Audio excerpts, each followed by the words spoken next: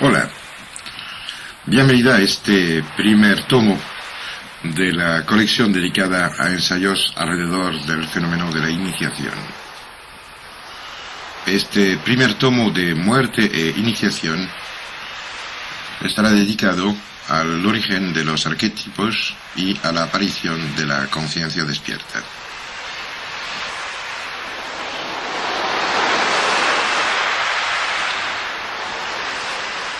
Quiero subrayar, antes de empezar, que todo lo que voy a exponeros tendría que estar considerado, si lo quieren, como una hipótesis de trabajo, destinada sobre todo a estimular la reflexión y a provocar una nueva visión tanto de la iniciación como de la muerte y del aparente universo en el cual nos encontramos.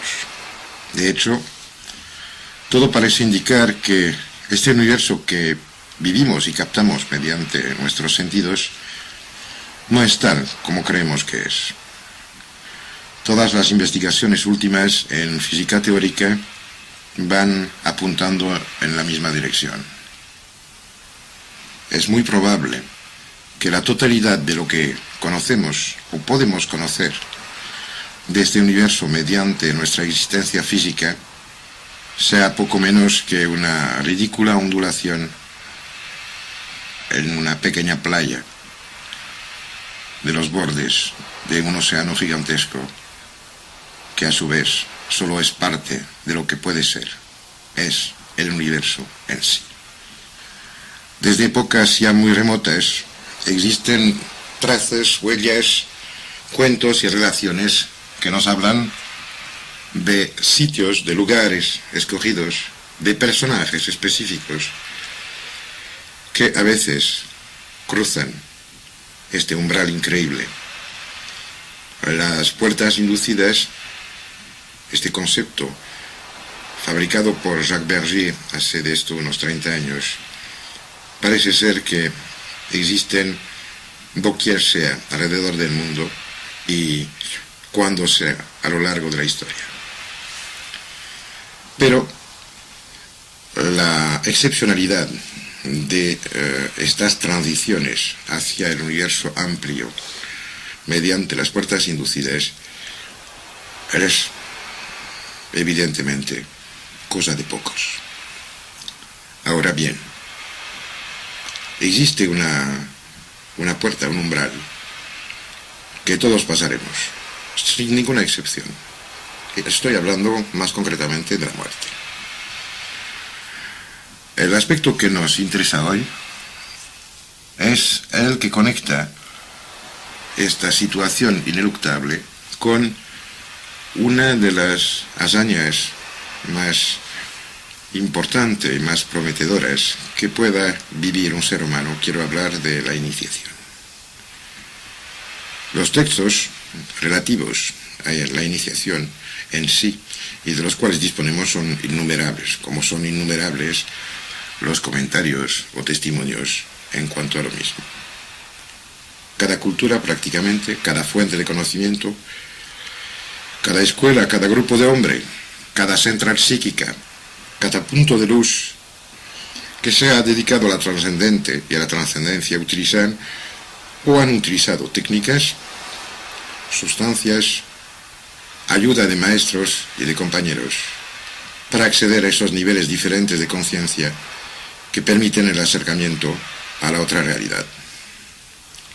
Cuando uno empieza a preocuparse por el legado del cual se puede disponer alrededor de este tema, una de las primeras cosas que se encuentra es que prácticamente a cada vez existe por lo menos una muerte ritual, una muerte simbólica, una búsqueda de la luz que hay que manifestar.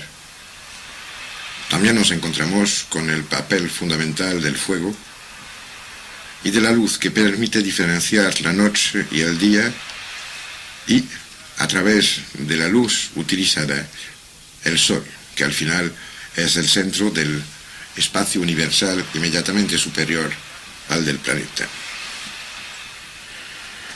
El tema sobre el cual quiero centrar este trabajo es el de cómo nacieron estas iniciaciones finalmente muy parecidas entre sí y cuáles son las conexiones que tienen con la muerte física, con nuestra experiencia actual de la vida y, evidentemente, con los diversos estados o niveles de conciencia que la acompañan. Para empezar, tenemos que volver atrás, adentrándonos en la noche del tiempo, hacia llegar al principio de la historia de las estirpes humanas. Entonces pasó algo que fue el inicio del crecimiento más explosivo de la historia de nuestra biosfera. Este algo fue un cataclismo inimaginable que por poco acaba con el planeta y con todo lo que sobre él vivía entonces. Los que en esta época tan lejana eran nuestros lejanos antepasados iniciaron a este momento una prodigiosa transformación todavía no acabada. La estación erecta, a la cual siempre se atribuye el desarrollo de los lóbulos prefrontales, puede muy bien ser solo una consecuencia de lo que pasó en este momento álgido de nuestra historia remota. Todos los datos recogidos sobre estas épocas, tanto por glaciólogos que trabajan en capas muy profundas del hielo polar, pero como también las observaciones hechas por geólogos o vulcanólogos, apuntan en una dirección única. Hubo un periodo de intensa actividad volcánica que se tradujo en innumerables erupciones acompañadas por inimaginables proyecciones de polvos y gases en la atmósfera. Efectivamente se encuentran tanto en el hielo polar como en prácticamente todas las zonas en las cuales se ha intentado de examinar las secuencias de las capas geológicas, se encuentra una línea negra que corresponde, por datación comprobada, siempre al mismo momento. Y esta línea negra separa de manera muy nítida ciertas capas geológicas, caracterizadas tanto por lo que contienen como por su peculiar característica. La primera observación de este fenómeno ocurrió en Suecia, hace esto ya bastante años, pero desde entonces fue comprobada su existencia por centenares y centenares de observaciones a doquier sea alrededor del mundo, y solo la necedad o una ceguera locamente academicista permitiría negar. ¿De qué se trató exactamente? Nadie lo sabe. Existen tradiciones que nos hablan de gigantescos continentes que habrían desaparecido. Ya no hablemos de la Atlántida, que parece ser más reciente, pero sí de la tierra de Mu, Gondwana, la Lemuria y otras tantas ubicaciones existentes en la biblioteca enorme de la memoria humana. Volviendo a esta línea negra, ocurre una cosa realmente prodigiosa cuando alguien se acerca y observa con finura lo que ahí pasa. De una parte y otra de esta línea divisoria se encuentran zonas sedimentadas en las cuales se observan una infinidad de fósiles de especies diferentes, pero muy características. Y ahora viene el formidable descubrimiento. Unas desaparecen casi de golpe. O sea que en los pocos centímetros ocupados por la línea negra hay una infinidad de especies que ya no vuelven nunca, jamás, a aparecer. O sea que desaparecen así, chas. Pero hay otras que aparecen de repente, como nacidas de la nada, como si los organismos a los cuales corresponden hubieran saltado ciertas pautas evolutivas o adaptativas hasta ahí seguidas de manera continua. A pesar de haber existido probablemente una infinidad de cataclismos locales sobre el planeta, pienso a cosas que fácilmente inteligible hoy día después de lo que pasó con el Pinatubo, que con una erupción en Filipinas, inicialmente el hemisferio norte del planeta se cubrió con una fina capa de cenizas y ahora la totalidad del planeta. Es probable que localmente hubo cosas que alteraron efectivamente la vida de los que ahí vivían, pero que no llegaron nunca a modificar cómo eran precisamente esos organismos que vivían. Yo hablo de esta catástrofe fundamental que afectó a todo el planeta y que en un momento darán a luz a todo lo que conocemos como el mundo actual. ¿Cómo pasó este prodigio? Muy probablemente que todas las explicaciones que intentemos encontrar serán siempre, en el mejor de los casos, unos acercamientos toscos a la realidad tal como fue. Pero disponemos de algunos datos. Los trabajos de Wentworth Thompson en la segunda década de este siglo empiezan en realidad con toda una línea de investigaciones que culminan en las investigaciones mucho más recientes de David Raup, que trabaja en el Museo de Historia Natural de Chicago y que ha conseguido transformar, por ejemplo, unos modelos de conchas helicoidales en conchas de bivalvos, solo modificando unos de los gradientes de crecimiento del modelo informatizado que les corresponde. Habría que recordar, probablemente llegado a este punto, que el crecimiento de un organismo, o sea, el aprovechar y el utilizar el contenido del mensaje genético inscrito en las codificaciones del genoma del ácido desoxirribonucleico en cada célula de cada cuerpo, de cada organismo vivo del planeta, el desarrollo, o sea, la compleción del ser proyectado, se hace mediante la existencia de unos cuantos factores, entre los cuales, de manera muy marcada, existen la luz, que permite, entre otras cosas, fijar la asimilación del calcio y, por lo tanto, la construcción del esqueleto, que sea este un endoesqueleto, como en el caso del ser humano, o un exoesqueleto, como en el caso de toda una serie de otras formas de la vida. Los trabajos estos, que no es el caso de exponer en su totalidad ahora, permiten de todas maneras entender, por lo menos en parte, lo que probablemente pasó entonces.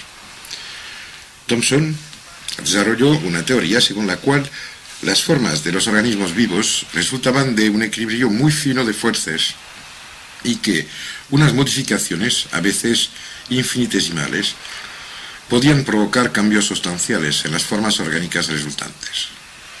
Es así, por ejemplo, que llegó a describir la transformación de un pez alargado y muy estrecho en otro de formas macizas y de estructura totalmente diferente, modificando exclusivamente una de sus coordenadas espaciales. Lo más importante que realmente deriva de este descubrimiento, que fue ampliado, como acabo de comentarlo, por David Raup, radica en el hecho que las zonas en las cuales tendrían que haber vivido esos peces son radicalmente diferentes entre sí, a la vez que sus relaciones potenciales con el medio y su participación en el ecosistema cambian al mismo tiempo y de manera radical, alterando de golpe, y ahí está la cosa más importante de todas, la estructura del mundo en la cual se encuentran.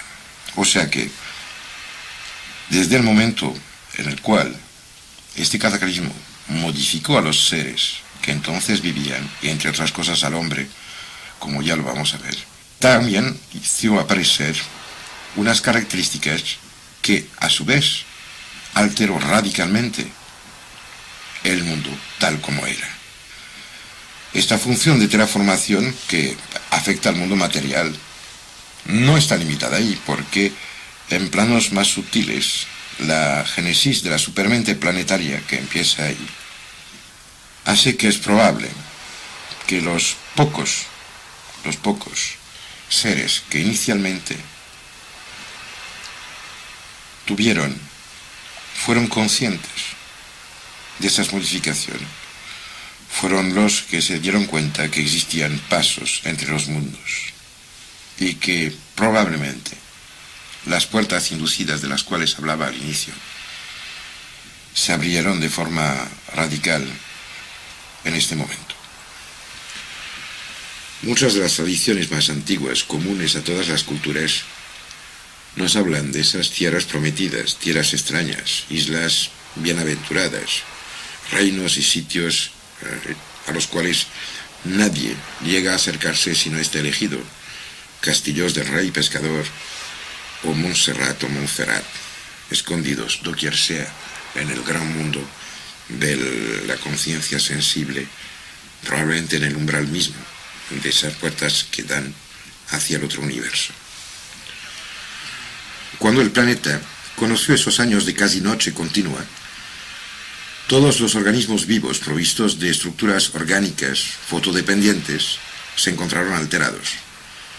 Evidentemente, todo lo que esperaba la llegada de la energía solar, porque al final todo lo que vive en este planeta es una u otra forma de los mayores acumuladores de energía solar que jamás nadie haya soñado. Y cuando empieza a desaparecer la luz, lo más normal hubiera sido que la vida también. Entre los organismos fotodependientes más significativos, evidentemente se encuentran las plantas, que por la fotosíntesis dependen, por lo visto, directamente del grado de iluminación. Y para sobrevivir, las plantas entonces desarrollaron unas sustancias cada vez más potentes. Y estas sustancias parece ser que corresponden a la evolución de los factores de crecimiento primitivos, quiero decir, a esas sustancias perfectamente conocidas que aseguran el crecimiento vegetal en todas las plantas del mundo. El hecho más significativo es que prácticamente todas estas, llamámoslas fitohormonas o fitotransmisores, todas, digo bien todas, incluyen dentro de su estructura un anillo indol. El anillo indol resulta ser una secuencia peculiar de organización molecular que permite después toda una serie de ampliaciones, un poco como abrir una puerta en un apartamento que da sobre otra dimensión del universo. Donde realmente el tema empieza a ser muy, pero que muy interesante, es cuando se observan las moléculas de las sustancias conocidas de efectos psicotrópicos. En efecto, todas las drogas de uso iniciático tienen también como característica común la presencia de este mismo anillo indol. Es de todos conocido el gigantismo, característico de los filos planetarios en las épocas arcaicas. Por filo planetario entiendo el grupo de organismos que dependen de la evolución de una rama común. Para dar un ejemplo en este sentido, las aves descienden de unas formas que han dado también los lagartos. Volviendo a nuestro tema, y hablando de gigantismo todos, pues habrán oído hablar de los dinosaurios y del tamaño, de la mole increíble de dichos animales que llenaron durante millones de años sobre el planeta. Las plantas también, esos entonces, tenían, ahí hablo de la época anterior a la gran catástrofe, tenían una dimensión, un tamaño fuera de la imaginación. Los helechos que llegaban, y tenemos fósiles que lo demuestran, a tener 15, 20 y 30 metros de altura, que ya es una señora casa, pasaron a ser lo que conocemos hoy día, que pocas veces pasa el 1,5 metros. Todo parece indicar que lo que Robert Charroux llegó a llamar la psicoesfera, o sea, esta especie de matriz anterior a las cosas materiales, este punto último de la voluntad creativa, anterior a la existencia de cualquier forma, parece ser que la psicoesfera se manifestó primero esto en formas inmensas, como si estaba dibujando generalidades, a pesar de que todo también parece indicar que desde el primer momento de la vida en este planeta toda, digo bien toda, la energía desarrollada por la vida va hacia una dirección única de la cual no se habla nunca, y es intentar preservar la sopa inicial, este famoso caldo en el cual, por intervención de múltiples factores, se esté integrando o no integrando la llegada de aminoácidos desde el espacio, que es otro tema del cual hablaremos algún día. Digo bien que cada célula parece ser como la captura de una gotita del océano primordial, teniendo dentro de su protoplasma todos los componentes que permitieron a la vida de aparecer, tal y como se volvió a reproducir en el laboratorio, obteniendo mediante unas cuantas descargas y unas cuantas molestias, entre comillas, ¿no?, aplicadas a una sopa, una mezcla de agua y de sales, permitió aparecer a precursores de aminoácidos que son la base misma de la vida. Darse cuenta de la importancia de este resumen de la creación que albergamos en cada una de nuestras células, como la memoria, como semilla, si quieren, del mar primordial y de la clave de la vida, o sea, el agua. Es un tema que trataré en otro tomo de la misma colección. Los tamaños que tenían en esos entonces las cosas vivas implicaban que, de todas maneras, nacían de semillas no tan grandes, porque tenemos ejemplos de las semillas desde las cuales se desarrollaban hasta llegar a los tamaños increíbles, de los cuales hemos hablado hace un segundo. Estos desarrollos inimaginables necesitaban, evidentemente, la presencia en cantidades ingentes de factores del crecimiento que permitieran de adquirir tales tamaños. Lo que conocemos actualmente como alcaloides derivados del indol tuvieron entonces su probable origen bioquímico. No es tan descabellado el pensar que los agentes indólicos de crecimiento que estaban presentes en todas estas plantas fueron alterados y modificados por el cambio brutal del coeficiente de iluminación del planeta. Esto me permite volver al tema de los psicotrópicos. En efecto, cuando se habla de drogas psicotrópicas, la pregunta para mí fundamental, la única que habría que plantear, no se plantea prácticamente nunca. Y es la siguiente. ¿Para qué sirven dentro de la homeostasis de las plantas esas moléculas que, ingeridas por especies de otro filo, redibujan y orientan sus comportamientos, bien sea orgánicamente, como se ha comprobado, por ejemplo, con arañas, o, en el caso de la especie humana, alterando y modificando profundamente la actividad cerebral y la conciencia que a ella va conectada? El posible origen de esas estructuras moleculares me empuja a considerarlas como agentes de supervivencia. Quiero decir que frente a esta noche de las noches, ya no había luz para poder utilizar las reservas de agente de crecimiento, con lo cual toda la fuerza, todo el potencial de vida que tenían fue destinado no a crecer, sino a sobrevivir, al no desaparecer. Y creo que extrañamente, esto apunta a uno de los dramas de nuestro mundo. Creo que, al igual que los intentos locos de conciencia alterada por parte de los drogadictos, pueden ser considerados, ellos también, como intentos desesperados de escapar a la cárcel enloquecida del mundo actual. Evidentemente, no es evolución. La droga nunca, jamás, será un paso evolutivo, pero es la misma intuición de un más vivir, de un más intensamente existente, una misma nostalgia del absoluto, que creo empuja a esas generaciones perdidas hacia su propia desaparición. Volviendo al tema, al mismo tiempo que el filo vegetal se encontraba afectado por este periodo de oscuridad, los demás componentes de la biosfera fueron también modificados por la misma necesidad de comportamientos biológicos de supervivencia.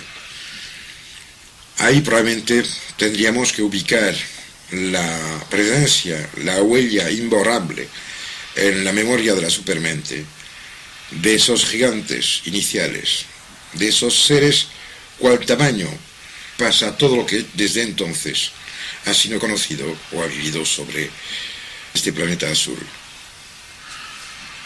Volveremos sobre este aspecto concreto de la fabricación y el origen de los mitos.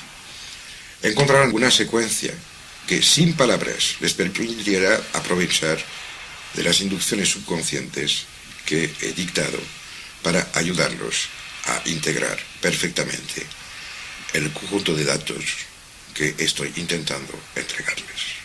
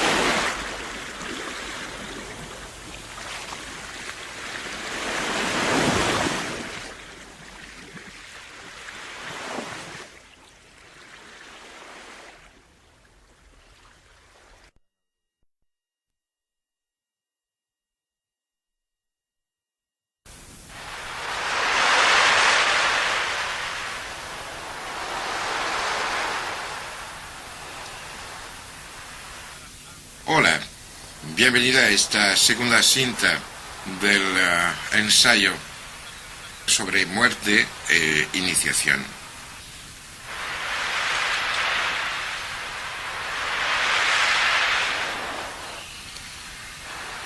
Volviendo al tema que nos preocupa ahora, haciendo un resumen rápido, al momento en el cual, debido al súbito oscurecimiento del planeta, al momento en el cual los organismos vivos se tienen que adaptar o desaparecer, nos vamos a preocupar ahora del ser humano. En el ser humano existe una formación orgánica que rige prácticamente toda nuestra vida adaptativa, por lo menos en cuanto al medio se refiere, al medio ambiente, quiero decir.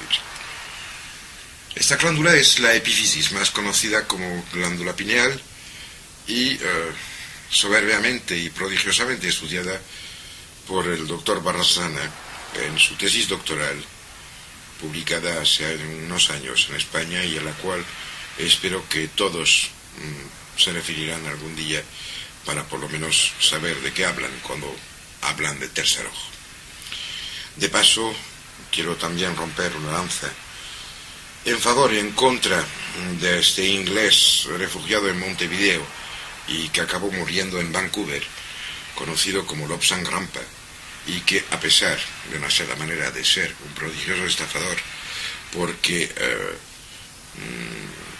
no era lo que decía, pero sí, tiene un mérito enorme por haber despertado y disparado la atención de unas generaciones enteras de seres humanos hacia la posibilidad de existir de manera un poco más significativa, un poco más intensa y un poco más conectada con este gran destino universal de conciencia que nos ocupa hoy.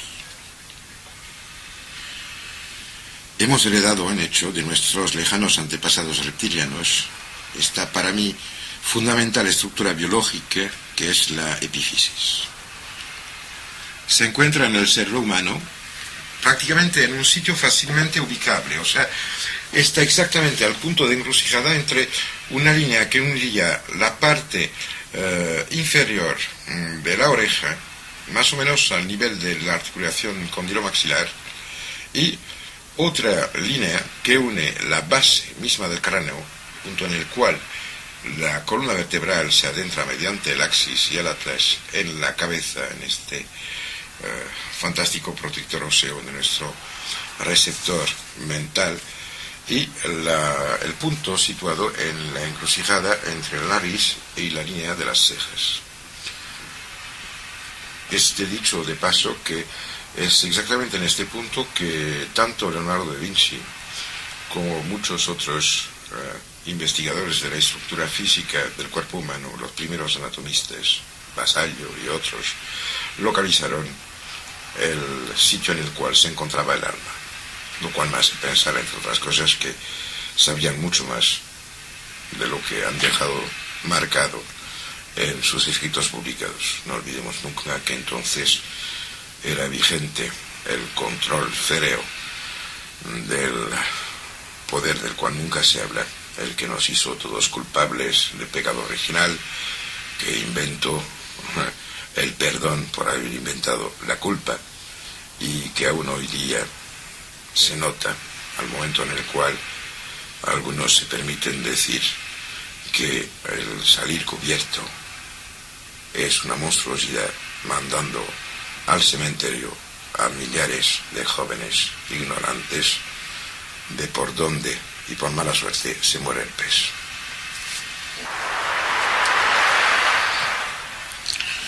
Volviendo a la glándula pineal, a la epífisis, lo que más me interesa es el cómo funciona. Es responsable de una infinidad de cosas que ocurren en el cuerpo humano.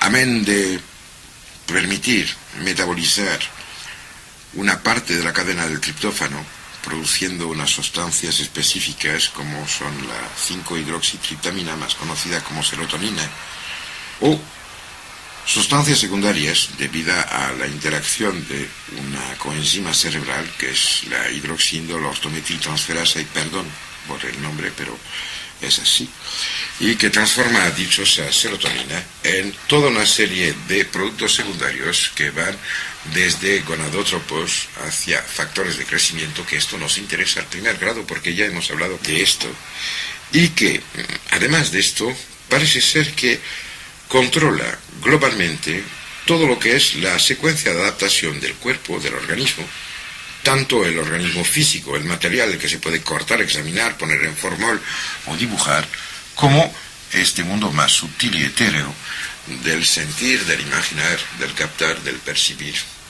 del ensoñar, esperar, desear.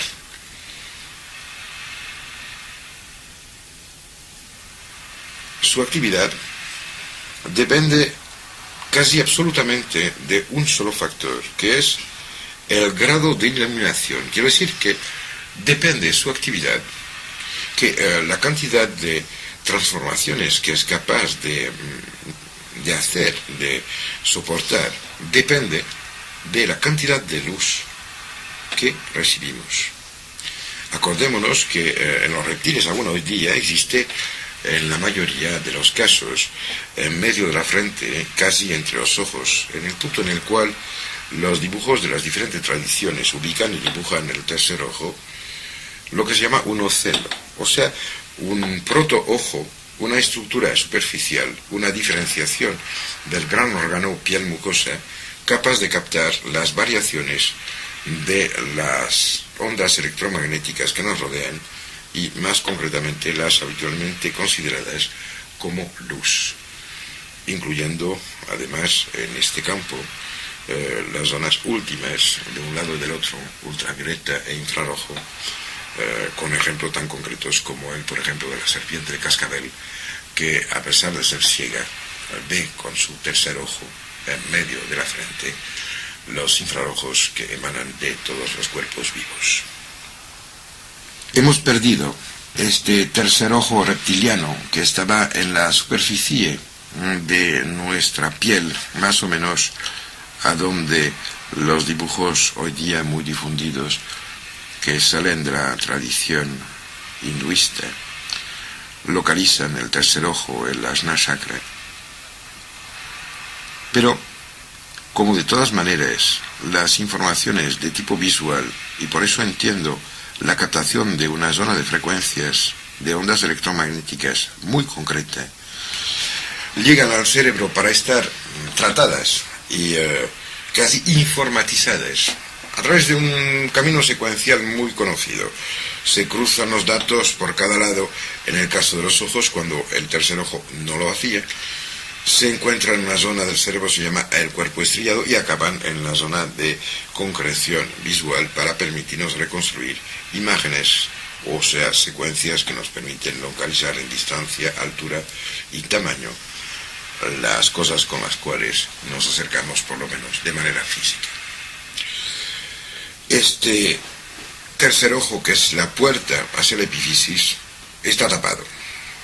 Prácticamente todas las experimentaciones hechas en los últimos decenios apuntan hacia un hecho muy interesante, que es que parece ser que toda la piel del ser humano es capaz de desarrollar sensibilidades parecidas sin tener ninguna especificidad de sitio o de localización concreta. Tenemos datos sobre qué formación epidérmica es capaz de captar estas frecuencias electromagnéticas que consideramos como luz. Se trata de corpúsculos de Malpighi que se encuentran en todo el cuerpo, sobre toda la superficie de la piel, y que de manera más selectiva y aparatosa funcionan de manera organizada en personas concretas examinadas, sobre todo en Rusia, pero últimamente también en Estados Unidos, en Alemania y extrañamente en Lituania, estado reciente de aparición en el panorama mundial de la repartición política. De todas maneras, la actividad de la pineal, que parece ser una de las claves para conectar las captaciones del universo con otro nivel de realidad, dependen. Y en lo que a nosotros toca ahora mismo es fundamental del grado de iluminación, entendiendo esto como lo que habitualmente se entiende. O sea, de noche no se ve nada, ¿eh? Así estamos claros. La cantidad y la calidad de las sustancias sintetizadas depende directamente en su aparición de la luz, pero también en su utilización. Y ahí empieza una historia bastante increíble, porque entre medio de todo lo que ahí aparece, lo que más me llama la atención son dos sustancias que dependen de la actividad efectivamente de la epífisis, directa una e indirectamente la otra.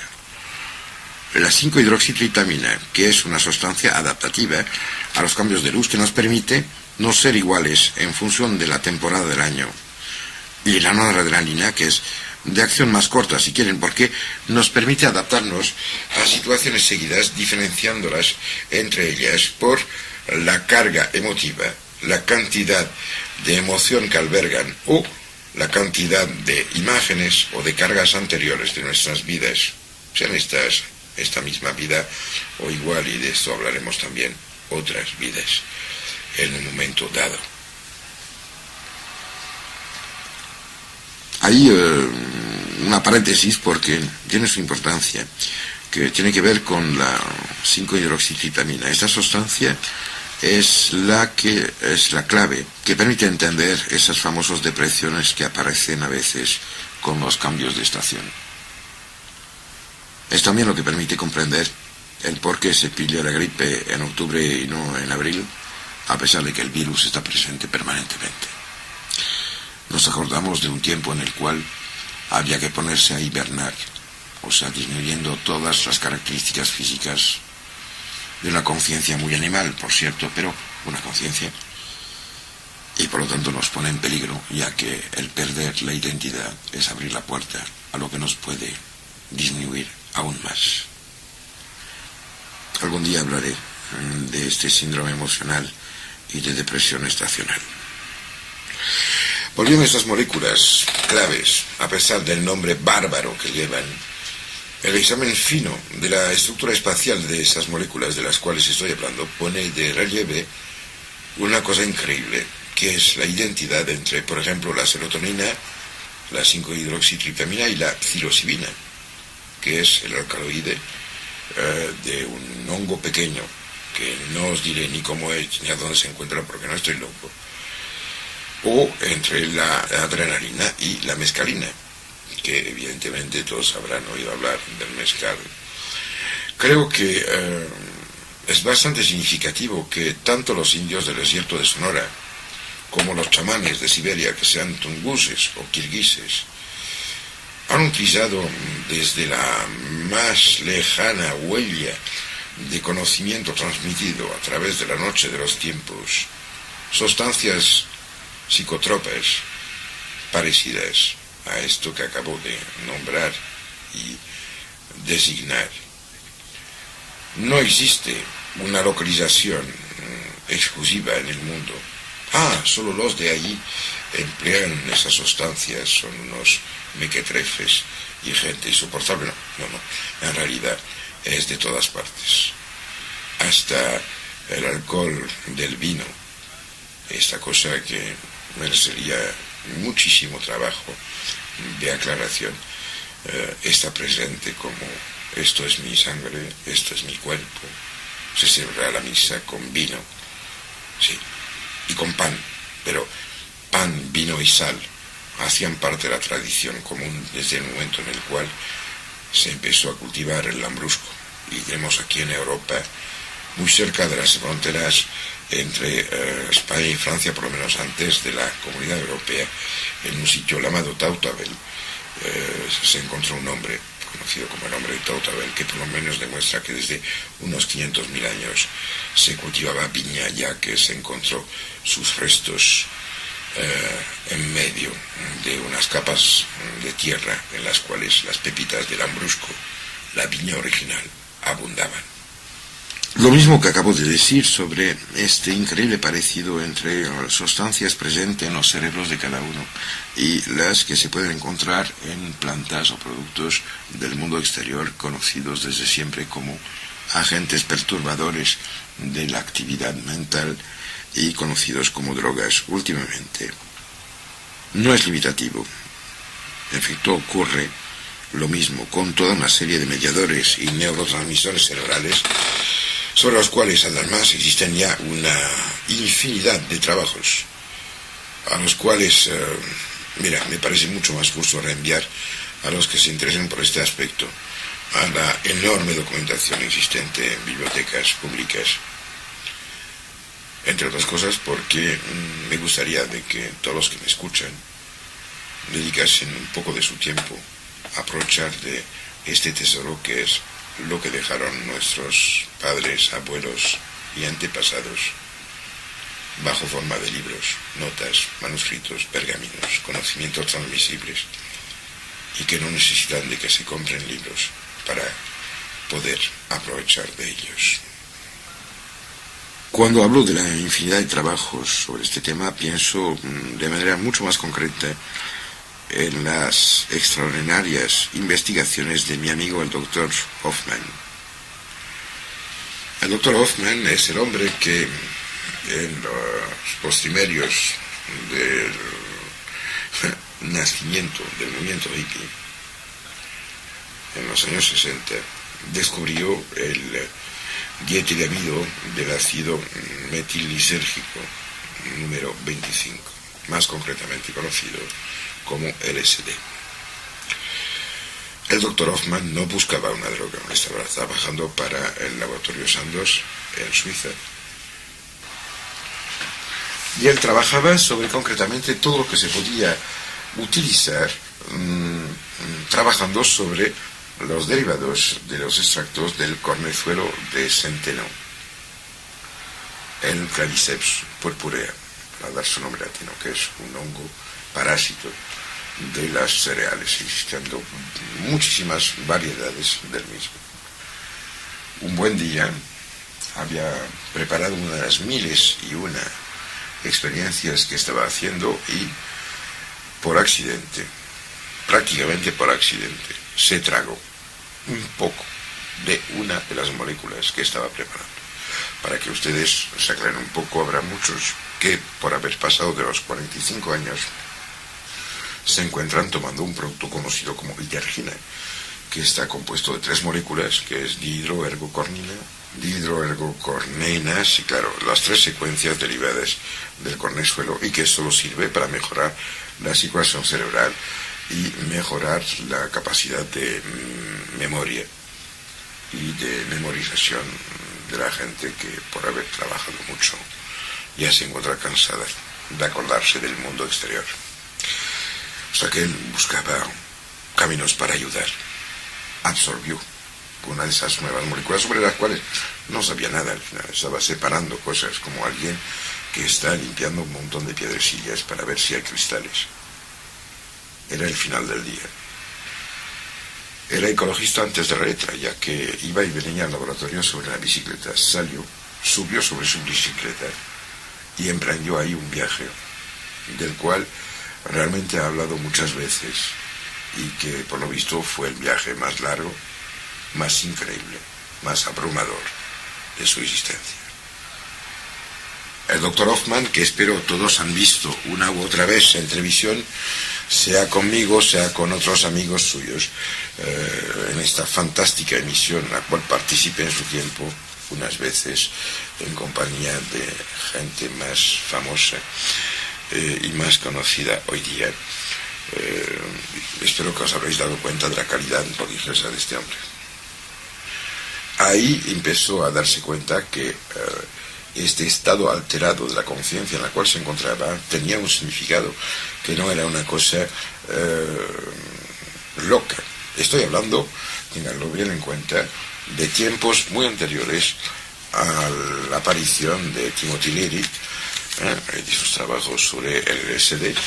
Estoy hablando de un tiempo anterior a lo que todos creen o conocen de verdad, saber sobre esta generación que empieza con Aldous Huxley y acaba tristemente ahora mismo con gente que confunde las escaleras que hay que subir con un ascensor que no va en ningún sitio. Bueno, el Dr. Hoffman, a raíz de esto, bueno, dos detalles. Este hombre entonces llevaba gafas. La última vez que lo vi tenía más de 80 años, no llevaba gafas, y como le hicimos la pregunta entre unos cuantos amigos que estábamos juntos ahí, nos contestó de que antes de tomar el LSD miraba desde dentro a afuera, y que ahora como miraba de dentro a adentro no le hacía falta, y efectivamente este hombre, con sus 30 y pico años más que yo, leía perfectamente letras pequeñas que para mí no son accesibles si no tengo gafas. Dr. Hoffman ha hecho unos trabajos prodigiosos sobre los misterios de Eleusis, también sobre la dinámica de muchos brotes de brujería, tanto en Europa como en América del Norte, en los últimos siglos. Me refiero, entre otras cosas, al caso mundialmente famoso de las brujas de Salem, cerca de la isla cerca de Providence, y de la pequeña isla delante de Providence, de la cual tantas veces ha hablado Lovecraft, otro personaje prodigioso. De paso, hablando de brujas y de iniciación, me gustaría señalarle que unos intentos muy serios que fueron hechos últimamente por científicos que recompusieron ungüentos de brujas utilizando las fórmulas iniciales cuales disponemos, pues obtuvieron que, aplicándose de la manera más honesta y siguiendo las indicaciones presentes en los diferentes textos manuscritos de los cuales disponían, tuvieron visiones y alucinaciones, entre comillas, en las cuales efectivamente volaban en los aires sobre algo rígido, largo, considérelo como una barra, como una silla larga, como un caballo que no se mueve, como una escoba, lo que les dé la gana, pero sí se movían. Y la cosa más increíble es que, a pesar de haberlo tomado cada uno por separado en su casa, se encontraron en el mismo sitio, haciendo y viviendo aparentemente